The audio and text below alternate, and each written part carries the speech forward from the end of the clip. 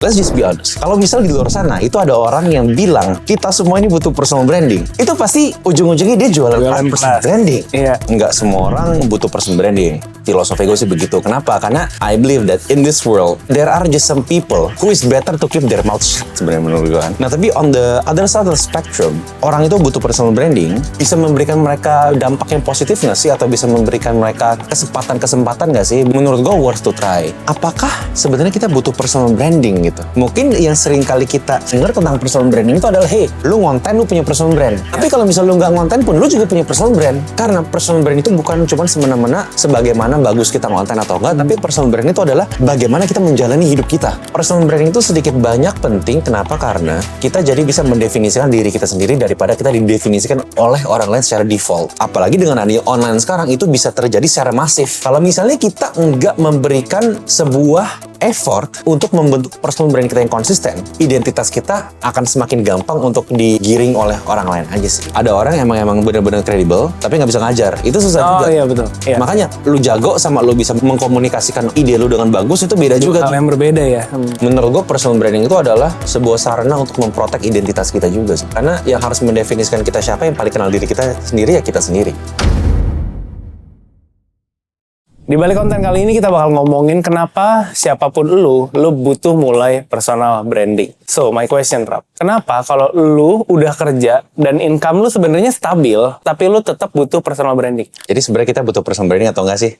Gitu kan pertanyaannya kan sebenarnya kan. Kalau misalnya orang udah punya kerjaan dan mereka itu tetap butuh personal branding atau enggak? Yes. Menurut gua honestly depends terhadap stage kerjaan mereka sih gitu. Oke. Karena kalau misalnya duit lu udah banyak banget dan lu udah bener-bener kayak financial freedom dan segala macam, time freedom, location freedom gitu. Justru kadang-kadang orang yang nggak punya personal branding, yang nggak disorot oleh media, itu kan menjadi keamanan yang bagus ya buat mereka. Karena itu akan memprotek privasi mereka dan aset mereka gitu. Jadi makanya tergantung stage-nya di mana nih. Lu udah tajir melintir AF atau lu baru ibaratnya masih from the ground up nih, lu baru menitikan karir lo, lu baru climbing the ladder dan segala macamnya, atau baru lu memulai perjalanan entrepreneurship lo sendiri gitu. Jadi tergantung fase-fase kita gitu menurut gua. Nah, mungkin berdasarkan observasi gua, kebanyakan dari kita di sini itu ada di fase yang baru mulai dan lagi scaling gitu kan. Jadi kemungkinan besar kita belum ada yang sudah mencapai fase di mana kita harus go anonymous lah kan gitu. Nah, kalau misalnya kita baru fase merintis, menurut gua butuh atau enggak tergantung juga. Jadi bisa butuh, bisa enggak butuh. Karena here's the thing guys, let's just be honest. Kalau misalnya di luar sana itu ada orang yang bilang kita semua ini butuh personal branding. Semua orang harus personal branding. Lu mau kerja, lu nggak kerja, semua orang harus personal branding. Itu pasti ujung-ujungnya dia jualan personal branding. Iya. Bener nggak gue? Iya, pasti. True. Pasti karena dia jualan kelas personal branding, makanya dia bilang semua orang harus personal branding gitu. Iya. Tapi kan kita jualan kelas personal branding. Gitu. Tapi gue pengen bilang di sini bahwa nggak semua orang butuh personal branding. Filosofi gue sih begitu. Kenapa? Karena I believe that in this world there are just some people who are stupid AF gitu ya. Who is better to keep their mouth shut sebenarnya menurut gue kan. True. Ada orang yang ibaratnya kayak for lack of better word ya. Mohon maaf kalau agak sedikit kasar gitu. Ya emang udah aneh, atau ya lu mingkem gitu lah gitu. Iya. Karena kalau lu ngomong malah jadi error gitu kan. Ya orang yang kayak gitu menurut gua, daripada lu ngomong orang jadi kesel, orang jadi bingung, orang jadi stres atau apapun itu, yang penting lu nggak usah ngomong aja gitu kan. Makanya ada pepatah bilang kan diam itu emas gitu kan. Oke. I agree in this case gitu. Nah tapi on the other side of the spectrum, orang itu butuh personal branding. Bisa memberikan mereka dampak yang positif nggak sih, atau bisa memberikan mereka ibaratnya kesempatan nggak sih, bisa memberikan mereka kesempatan untuk misalnya network buat bisa mendapatkan opportunity lebih bagus, bisa menaikkan level income mereka, bisa menaikkan status sosial mereka, bisa atau nggak sih dengan personal branding? Harus nggak sih? Menurut gue worth to try. Worth to try. Worth to try dengan kata kunci di sini kalau kita punya value, atau kalau kita ingin meningkatkan value kita, kata kunci di sana sih. Personal branding is very important kalau misalnya kita punya value atau kita ingin meningkatkan value kita. Di luar dari itu menurut gua agak sedikit, ya kalau nggak mau nggak usah ya nggak apa-apa gitu. Karena to be honest it's not for everyone aja. Kalau misalnya orang di luar sana bilang personal branding is for everyone, menurut gua it's not for everyone, simply begitu. Kalau misalnya kita punya value, dan kita personal branding, essentially personal branding itu apa sih? Sebenarnya personal branding itu kan adalah bagaimana cara kita bisa mengamplifikasi dan mengextend value kita gitu. Oke, iya. Masalahnya kalau misalnya kita nggak punya value, apa yang mau di-extend? Confusion, noise, dan hal-hal yang membingungkan justru yang ke-extend. Karena kita aja bingung value kita tuh apa gitu. Nah makanya, tapi pertanyaan mungkin sekarang, tapi kan nggak semua orang tahu value mereka tuh apa. Yes, true. Nah makanya tadi gue bilang, ini adalah untuk orang yang punya value atau enggak ingin meningkatkan value mereka atau menemukan value mereka, itu nggak apa-apa. Karena bisa jadi justru ini adalah medium kita untuk bisa menemukan dan meningkatkan value kita tersebut gitu. Nah jadi when that happens, menurut gue ya personal branding itu akan membantu karena tentu ya akan meningkatkan visibilitas kita. Simply begitu. Yeah. Ketika visibilitas kita meningkat, orang tahu kita siapa, itu membuat kita lebih mudah untuk mendapatkan opportunity gitu ya. Atau kalau misalnya bahasa marketingnya inbounds. Orang akan yang datang ke kita justru, bukan kita yang ngetok orang gitu. Kenapa? Karena mereka tahu kita siapa, kita sukanya tentang apa, kita jagonya tentang apa, kita suka ngebahas apa, sama yang kita nggak suka apa gitu lah ibaratnya. Itu mempermudah dan memberikan kita shortcut terhadap mengenal orang lain dan memperkenalkan diri kita dengan jauh lebih cepat. Jadi kurang lebih simpelnya begitu sih. Poin lo interesting sih. Yang tadi lo bilang kalau kita mau mulai personal branding yang harus adalah untuk orang yang punya value, mau meningkatkan value atau mencari value. Gue relate dengan ini karena gue mulai personal brand, ya gue mulai ngonten atau bisa dibilang personal branding dalam proses gue mencari value. Gue proses sharing apa yang gue tahu, dan yang gue rasakan saat itu adalah gue menemukan orang-orang di mana gue tanda kutip dapat feedback. Jadinya orang-orang ini gue bisa belajar dari mereka, gue bisa connect, nggak sebagai gue ngasih value dulu, tapi gue sebagai orang yang mau belajar sama orang-orang ini, dan orang-orang ini tahu gue karena gue sharing apa yang gue lagi belajar. With that said, kalau ada orang yang antara 3 stage ini, kalau mereka mau mulai personal branding, apakah proses mulainya berbeda? Oke, pertanyaan berat ya, Mike. Kalau menurut lo gimana? Ya dong, boleh dong. Kan kita bukan host, bukan narasumber, kan kita kan diskusi. Ngobrol. Iya kan? Nah, gimana Mike kalau menurut lo, Mike? Oke, kalau menurut gue sih berbeda. Yang pertama untuk orang yang dari proses yang mencari value dulu. Berarti apa yang lo sharing adalah apa yang lagi lo pelajarin, apa yang lo lagi interest, goal lo ke arah mana, itu yang di-sharing. Kalau yang kedua, orang yang mau meningkatkan value mungkin agak mirip sama yang pertama. Tapi di situ karena orang yang mau meningkatkan, berarti dia udah tahu value dia apa. Di situ ada titik dia sharing juga apa yang dia udah pelajarin untuk orang yang lagi baru mulai. Karena kan 3 stage ini berarti orang yang pertama bisa belajar dari yang kedua, orang yang kedua bisa belajar dari yang ketiga. Nah, di stage yang ketiga berarti mereka udah tahu value-nya apa, udah tahu mau sharing apa. Yang perlu dicari menurut gua adalah apa keunikan dari mereka. Karena semua orang bisa ngomong kalau lu mau diet lakuin A, kalau lu mau diet kalori defisit, kalau lu mau diet lakuin water fasting. Semua orang bisa ngomong itu. Tapi apa yang membuat omongan dia berbeda? Apakah pengalamannya? Apakah pelajarannya? Apakah ilmu? Atau mungkin gelar dia? Itu apa yang membedakan? Menurut gue sih starting point-nya itu 3. Kalau dari lu gimana? Oke, gue setuju.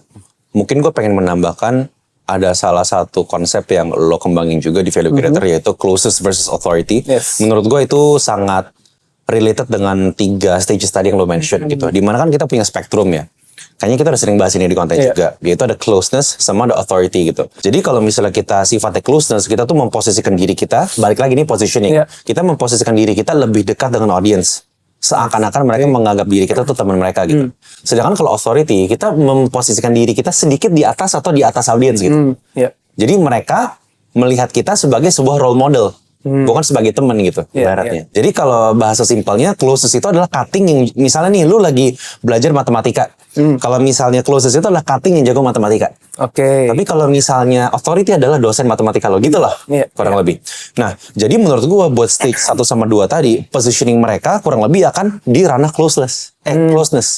Kenapa? Karena tipe-tipe konten yang akan dipublish kurang lebih adalah men-showcase progres mereka. Makanya di luar sana ada banyak sekali orang-orang yang bikin konten kayak series kan ya. Day 1 of building bla bla bla gitu kan. Day 2 of building bla bla bla. Nah, kurang lebih konten-kontennya yang sifatnya itu akan seperti itu. Dan cara komunikasinya pun akan berbeda. Seringkali kan kalau misalnya kita bikin konten edukasi atau tips ya, itu kita ngomong kan cara gue bla bla bla gitu, cara lo bla. Nah itu tuh berbeda tuh. Ketika kita pakai cara gue sama cara lo, dampaknya juga udah beda. Cara gue itu mengimplikasikan bahwa inilah yang gue lakukan. Kalau lo mau coba silakan, kita coba bareng. Cara gue bisa mendapatkan 10 juta per bulan misalnya. Cara gue tuh. Tapi kalau misalnya gue shift katanya dari gue jadi lo, cara lo bisa mendapatkan 10 juta per bulan. Yang satu kesannya menggurui, yang satu kesannya ngajak buat mencoba bareng. Nah, which means kalau misalnya kita ngomongin cara gue, ini nih relevan banget dengan orang-orang yang ada di stage 1 sama 2 tersebut gitu. Dimana mereka ingin mencoba menemukan value mereka dan mengamplifikasi value mereka gitu, menaikkan value mereka. Cara approach-nya sih begitu ya menurut gue. Jadi lebih ke closeness sama angle positioningnya lebih mengajak untuk mencoba bareng. Pakai tadi ya positioning misalnya cara gue atau inilah cerita gue atau whatever. Jadi bukan lo tapi gue gitu. Nah sedangkan kalau misalnya kita shifting udah ke yang ketiga ini udah lumayan kebalik, di mana udah ada authority di sana. Jadi stage ketiga ini karena mereka udah so called expert, jadi mereka udah punya authority, jadi mereka bisa lebih ibaratnya mengeluarkan lebih banyak tone atau ibaratnya angle di mana mereka tuh ngerti apa yang mereka lakukan. Jadi udah lu dengerin gue begini aja gitu, kurang lebih. Nah, yang mana yang lebih bagus, yang mana yang lebih nggak bagus, nggak ada gitu. Karena kadang-kadang di certain market closeness lebih works, di certain market authority lebih works gitu. Tergantung orang nyamannya belajar sama yang lebih sedikit di atas mereka atau yang jauh di atas mereka. Idealnya kita belajar dari dua-duanya, bener nggak? Simple dong. Betul. Iya. Kalau misalnya nggak ada orang yang jauh di atas kita nggak bakal bisa mendapatkan teori-teori yang dicetuskan oleh orang-orang tersebut gitu. Tapi kalau misalnya kita nggak belajar dari orang yang sedikit di atas kita, nggak akan ada orang yang mengimplementasikan teori tersebut duluan di mereka sampai akhirnya bisa mengasih feedback ke kita gitu loh. Jadi semuanya punya role-nya sendiri sih gitu menurutku. Menarik, berarti mulainya dari menentukan closeness and authority dulu. Nah, kalau gitu dari 3 stage ini masih kalau yang pertama mungkin cukup jelas ya, masih mencari value dia. Tapi di kedua ketiga ini gue lihat kadang blur. Dimana yang kedua merasa udah jadi yang ketiga. Kalau dari lu, what is your gauge ketika ada orang datang nih, dia bilang dia punya value. Menurut lu dia ada di titik 2 sama menurut lu dia ada di titik 3. Ini apa bedanya? 2 sih. 2 poin. Kenapa? Karena balik lagi, PR-nya kan bagaimana kita membuktikan bahwa kita kredibel atau enggak. Ada 2 cara. 1 social proof, 2 depth. Social proof itu gampang buat kita lihat. Bisa tinggal kita buka aja sosial medianya. Followersnya berapa banyak. Mungkin orang-orang yang engage dengan konten dia berapa banyak. Sorry. Gue cut di situ karena let's say 2 ini belum punya personal branding sama sekali. Baru mau mulai. Kalau gitu depth. Social proof kan gampang dilihat. Ya kan? Dimana followers sudah berapa banyak, engagementnya seberapa bagus. Kalau misalnya orang engage sama lo dan followers lo banyak, kurang lebih itu kan bisa memberikan kita takaran sedikit banyak ya. Enggak definitif tapi sedikit banyak. Kalau misalnya semuanya baru mulai dari depth. Depth itu apa? Seberapa gampang dia bisa menjelaskan apa yang dia ingin sampaikan ke kita. Tapi kita mengerti dengan sangat baik. Jadi it's like applying Feynman's technique in real life ibaratnya. Feynman technique itu kan adalah bagaimana kita bisa mendissect sebuah topik yang berat, tapi kita ajarin ke bayi ibaratnya. Dia bisa ngejelasin sesuatu dengan bahasa bayi. Tapi balik lagi, ada orang yang emang benar-benar kredibel, tapi nggak bisa ngajar. Itu susah juga. Betul. Makanya lu jago sama lu bisa mengkomunikasikan ide lu dengan bagus itu beda juga. Hal yang berbeda ya. Nah, sayangnya yang namanya media, yang namanya personal branding itu kan sangat relevan dengan komunikasi. Makanya nggak cuma skill kita dalam aspek tertentu itu aja yang harus diasah, tapi skill komunikasi kita juga. Gitu sih. Gue punya satu teori sih.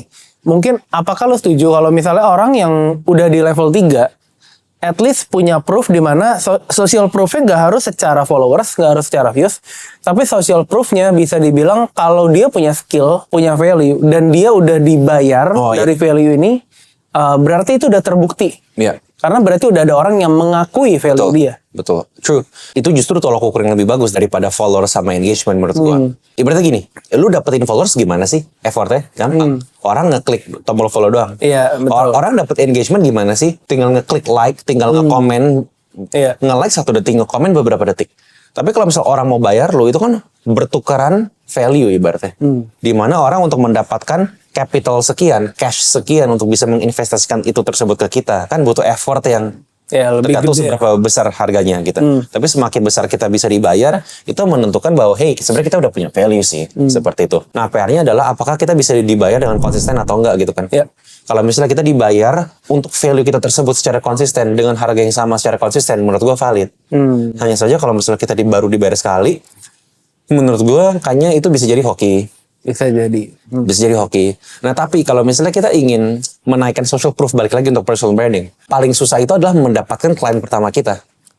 Iya, true. Setelah kita mendapatkan klien pertama kita, menurut gua journey kita akan jadi sedikit banyak lebih gampang. Kenapa? Karena kita punya case study yang bisa kita masukin ke konten kita. Iya. Untuk apapun itu deh.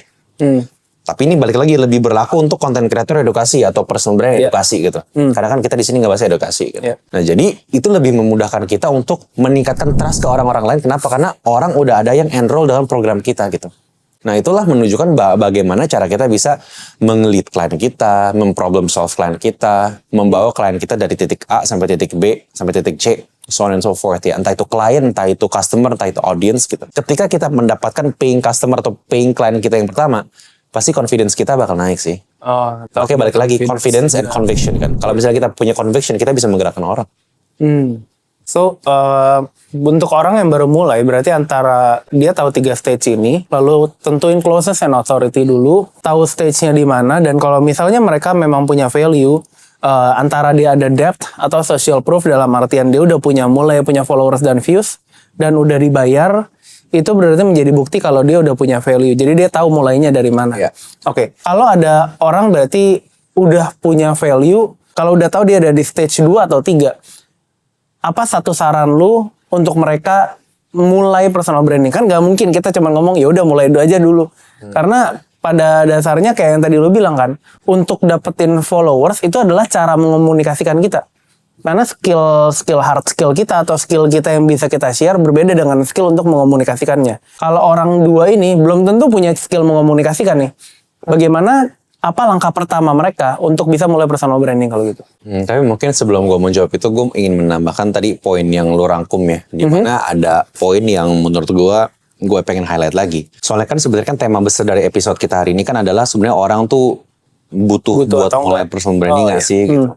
Karena sebenarnya kalau misalnya kita lagi lihat bahkan ya di Indonesia ya, indeks ekonomi gitu kan. Indonesia kemungkinan besar sedang tidak baik-baik saja gitu kan.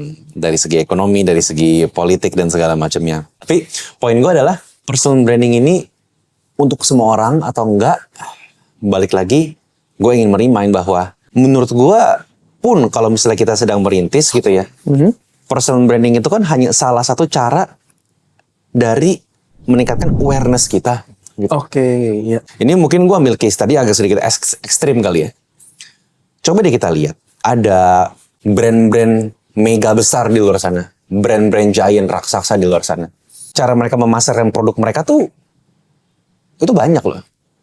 Satu, ada yang mainnya distribusi di toko-toko, supaya distribusinya lebih banyak gitu ya. Ada juga yang mainnya mengiklan ya kan. Jadi ngiklannya kenceng banget gitu kan. Terus akhirnya bisa mendapatkan exposure dan sales dari iklan-iklan tersebut. Tapi kalau misalnya kita menarik lagi, ada metode misalnya ya, ini just for example purposes, misalnya multi-level marketing atau network marketing. Bagaimana mereka bisa berjualan gitu kan? Mereka berjualan dengan yang namanya direct approach kan? Kemungkinan besar kalau gua nggak salah mengerti gitu, dengan word of mouth, dengan direct approach, orang diketemuin satu-satu gitu. Apakah sebenarnya kita butuh personal branding gitu? Nah, makanya sebenarnya yang gue ingin sampaikan dengan gue menyampaikan ini, personal branding sebenarnya, itu tuh nggak harus semuanya soal tentang social media gitu. Nggak harus soal social media. Mungkin yang sering kali kita dengar tentang personal branding itu adalah, hey, lu ngonten, lu punya personal brand. Tapi kalau misalnya lu nggak ngonten pun, lu juga punya personal brand. Tapi personal brand ini diakui sama divalidasi oleh siapa? Orang-orang sekitar lo gitu loh. Kita nggak usah ngonten untuk mendapatkan personal brand. Karena personal brand itu bukan cuma semena-mena sebagaimana bagus kita ngonten atau enggak, tapi personal brand itu adalah bagaimana kita menjalani hidup kita di komunitas kita gitu. Good news-nya dengan social media, komunitas kita bisa di-expand dengan lebih cepat dan lebih besar. Kenapa? Karena adanya online gitu. Tapi kalau misalnya nggak ada online, dengan apa? Dengan offline gitu. Nah, jadi yang gue mau share di sini maksudnya sebenarnya adalah definisi personal branding tersebut sih gitu. Karena seringkali kan orang kan bilang kalau personal branding itu berarti lu konten dan lu punya followers. Iya. It's not necessarily that gitu. Karena kalau misalnya kita menjalani hidup kita live our life, our daily life deh gitu ya. Sehari-hari itu tuh udah membangun sebuah persepsi kan, balik lagi personal branding itu adalah persepsi yang kita lakukan secara terus-menerus dengan konsisten gitu kan. Iya. Jadi poin gue adalah kalau misalnya kita melihat personal branding dengan sudut pandang itu, personal branding itu dibutuhkan atau enggak, menurut gue udah jadi nggak relevan. Kenapa? Karena itu akan selalu ada, akan Iya, selalu akan terbentuk. selalu ada ya. Nggak harus dibentuk pun udah ada karena itu. Personal branding itu bukan lu butuh atau enggak. Kenapa? Karena setiap hari lu makan bubur, sarapan, abis itu lu ngopi, abis itu lu nge-gym, abis itu lu tidur siang, abis itu lu kerja, abis itu lu makan malam, abis itu lu tidur lagi. Itu personal brand kan kalau misalnya itu konsisten. Yang tahu siapa personal brandnya? Ya keluarga lu di rumah gitu. Orang-orang sekitar kita aja. Itu sih poin gue. Jadi maksudnya personal brand is a buzzword belakangan ini. Semua orang udah mulai, gue pengen nih personal brand, gue nih pengen personal gitu loh. Iya. Iya bagus gitu. Tapi itu yang kita bisa renungkan sih. Sebenarnya memulai personal brand itu bukan hanya sekadar kita itu tuh ngonten di sosial media loh. Gitu. Iya. Tapi bagaimana kita menjalani hari kita, bagaimana kita memperlakukan keluarga kita, how we show up at work, bagaimana kita datang ke kantor dan kita memberikan dampak yang positif ke pekerjaan kita gitu ya. Atau bagaimana kita ya menyapa waiter atau waitress yang lagi mengantar kita makanan. Iya, iya. Itu udah personal branding menurut gua gitu. Jadi it's not just about kayak kita butuh atau enggak, tapi bagaimana kita bisa mengamplifikasikannya aja sih, itu sekarang atau enggak. On the other hand, menurut gua ada aspek pentingnya juga dari personal branding. Begini, ini agak ngalor ngidul nggak apa-apa ya, soalnya ini penting nih. Personal branding itu sedikit banyak penting, kenapa? Karena kita jadi bisa mendefinisikan diri kita sendiri daripada kita didefinisikan oleh orang lain secara default. Oke. Karena balik lagi, it's all about perception. Iya. Kalau misalnya kita nggak memperlihatkan Rama itu orangnya kayak gimana sih, Michael itu orangnya kayak gimana sih gitu ya. Orang akan jadi punya persepsi tersendiri yang mereka nilai kita berdasarkan penilaian mereka sendiri. Iya. Tanpa kita punya kemampuan untuk mengotak-atik atau membenarkan, hey sebenarnya gue tuh begini loh kita. Iya, iya, iya. Soalnya kadang-kadang lu udah punya personal branding bagus aja, ada orang yang nggak suka sama lu disenggol atau di gimana, persepsinya bisa langsung berubah tuh. Kebayang nggak sih? Betul, iya. Itu sudah berakar banget di komunitas kita, dalam artian kayak orang Indo ya. Siapa di sini yang nggak suka demen gosip gitu? Ini nggak cuma online tapi offline juga gitu Iya. maksudnya. Kemarin gue ketemu sini gitu. Yang tadinya dia wah persepsinya gimana, dengan omongan 1-2 kata orang aja itu udah bakal ngerubah persepsi orang terhadap dia. Kasian banget dong nih orang maksudnya. Betul. Apalagi dengan adanya online sekarang itu bisa terjadi secara masif. Makanya penggiringan opini dan segala macam kayak begitu. Kalau misalnya kita nggak memberikan sebuah effort untuk membentuk personal brand kita yang konsisten, identitas kita akan semakin gampang untuk digiring oleh orang lain aja sih. Gitu. Menurut gue itu adalah salah satu poin penting ya, yang akan membantu kita ketika kita membangun personal brand. Terlepas dari kita dapat akses, kita mendapat opportunity lebih bagus, kita bisa masuk ke ruangan-ruangan yang sebelumnya kita bisa masukin, kita bisa mendapatkan income lebih besar, revenue lebih besar, circle lebih baik dan segala macamnya. Menurut gue personal branding itu adalah sebuah sarana untuk memprotek identitas kita juga sih. Sarana untuk memprotek identitas. Karena yang harus mendefinisikan kita siapa, yang paling kenal diri kita sendiri ya kita sendiri. Jangan sampai ada orang lain di sana yang merebut identitas tersebut. Mereka punya agenda atau opini tertentu. Mereka bisa menggiring opini tersebut. Identitas kita jadi hancur atau jadi termanipulasi oleh karena orang-orang di luar sana. Tapi this is not about personal branding. Gitu kan. This is about life. Karena life-nya begitu. Iya. Itu aja sih yang gue mau tamain. Karena personal branding is a lot deeper than that. Gak cuma soal lu ngonten dan lu punya followers menurut gue. Iya. Poin lo menarik sih, dimana kita apapun yang kita lakukan sehari-hari, selama ada orang yang punya persepsi terhadap kita, itu udah menjadi personal branding kita terhadap orang tersebut. Ya. Entah di rumah, entah di kantor, entah di komunitas, kita punya tanda kutip personal branding yang berbeda-beda. Ya. Tapi ngonten dan membentuk personal branding kita di sosial media, itu adalah cara kita untuk mengamplifikasi antara komunitas kita, reach value kita, atau mungkin proses kita meningkatkan dan mengenalkan value kita. Ya. Lagi itu adalah dengan cara ngonten dan personal branding secara online. Iya. Gue mau balik. Tadi pertanyaan lu gue belum jawab soal langkah pertama yang paling ini. Iya, gue mau ke situ lagi sih. Iya, ini mungkin menjadi pertanyaan terakhir juga kali ya sekalian ya. Gue jawab cepat aja beberapa detik doang. Kita punya resource ya kan, yang kita bagikan secara gratis ke teman-teman semua. Jadi kalau misalnya teman-teman pengen mulai personal branding, Jujur, nggak sesimpel kita mulai aja dulu, nggak sesimpel kita ngonten aja dulu, nggak sesimpel tentuin niche lo dulu, nggak sesimpel itu gitu. Karena sebenarnya it's more complex kalau misalnya kita ingin menjalankan ini secara serius dan yang paling penting sustain. Karena banyak banget orang yang viral jebret, 3 bulan ngonten 100.000 followers, 3 bulan kemudian hilang. Gitu. Itu sering banget terjadi. Jadi bagaimana cara kita bisa memulai, mengembangkan, dan mensustain personal branding kita dengan bagus? Menurut gue nggak sesimpel itu. Nggak bisa kita jelaskan dengan, hey, beberapa menit nih gue ngoceh nih, nggak bisa gitu. Akan ada langkah-langkah yang lebih sistematis, yang terstruktur, yang harus kita undergo. Good newsnya, kita udah siapin resource untuk itu gitu. Kalau misalnya teman-teman mau mulai perjalanan personal branding teman-teman secara online, atau bahkan offline juga sebenarnya bisa. Karena ini kan skill yang universal ya, meta skill, jadi skill akar gitu ya. Jadi ini bisa diaplikasikan nggak cuma untuk personal branding doang, tapi untuk banyak aspek kehidupan lain menurut gua gitu. Kalau teman-teman mau mulai, kita Good News-nya udah punya resource nih yang kita bagikan secara gratis. Cara klaimnya gampang banget, tinggal klik link yang ada di deskripsi di bawah dan teman-teman bisa langsung akses resources sekarang juga tanpa basa-basi, bisa langsung dicek. Gitu. Itu sih kalau dari gue, Mike, supaya kita bisa mulai personal branding dengan cara yang cukup tepat ya kalau versi kita gitu kan, kalau versi kita. Dari lo ada tambahan terakhir? Mungkin dari gue tambahannya adalah untuk bisa mulai personal branding, kenapa yang tadi kita bilang penting untuk nggak cuma sekedar mulai aja dulu, nggak sekedar menentukan niche. We've been there, we've done that, we've failed a lot. What do you mean? We succeeded a lot, brother.